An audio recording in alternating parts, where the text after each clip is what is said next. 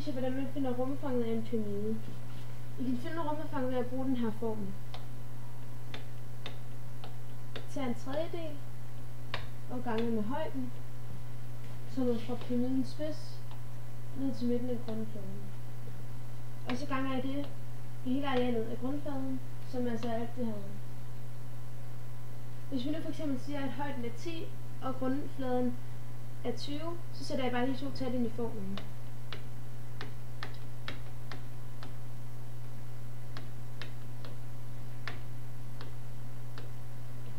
Så trykker jeg det ind på jeres lommeregner, og så får I 66,66, og det er så rumfanget af pyramiden.